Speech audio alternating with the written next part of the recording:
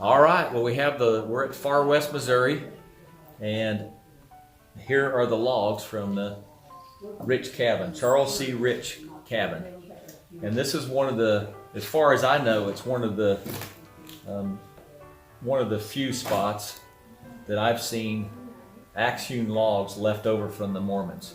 And so you can see the axe marks in the logs where they would have chopped a round tree, made two flat sides, and this would have been the outside wall of the house. They would have put mud or concrete of some kind in between the cracks of these logs.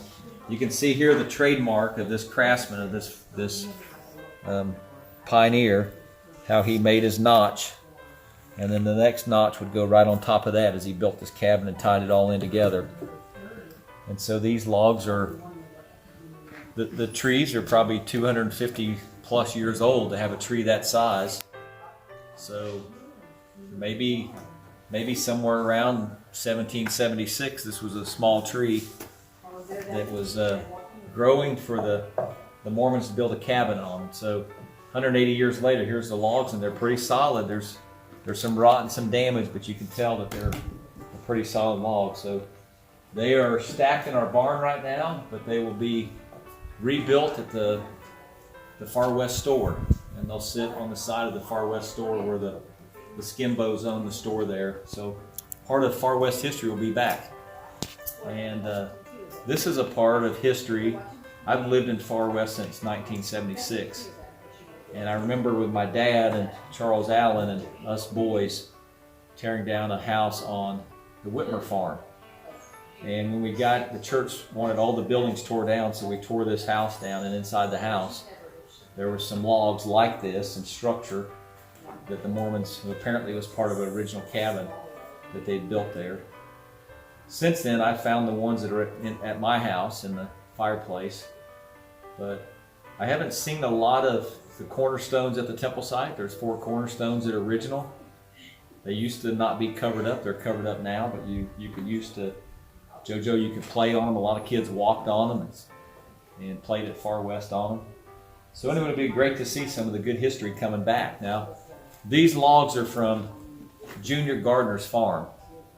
And Junior Gardner has 2 pieces of land at Far West. He had this piece that he sold to the Frasers, and this log cabin was in there. And then also from that farm, he had another cabin that was tore down, and he put the logs in his barn.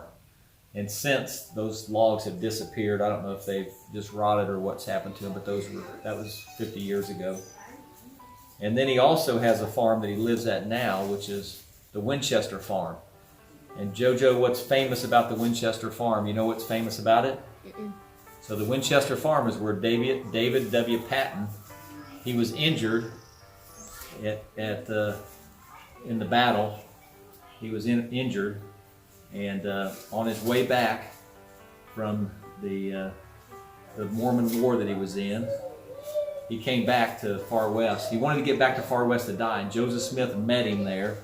And Joseph Smith said, "You're not going to make it to Far West. Let's get you the Winchester cabin." And he came from the Battle of Crooked River, is where he was injured at. And so that's what's famous about the Winchester cabin, is David W. Patton was the first martyr here in Far West. That's cool, isn't it? Yeah. So here's some good history here that's left. And I don't know all the facts. I might have messed a few things up there, but Junior Gardner's a good friend of mine. Junior is he lives in Marble. He's in his late 80s now, but he knows exactly where the Rich cabin was, and he knows exactly where the Winchester cabin, and he just happened to own both pieces of property. That's pretty neat, isn't it, JoJo?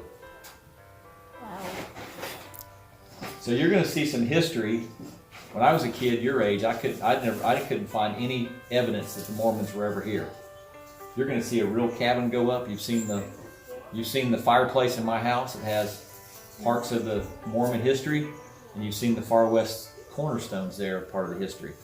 So you're seeing, you and your friends, your sisters, are going to see real live Far West, Missouri Mormon history at Far West. So that's a little bit of the story I know.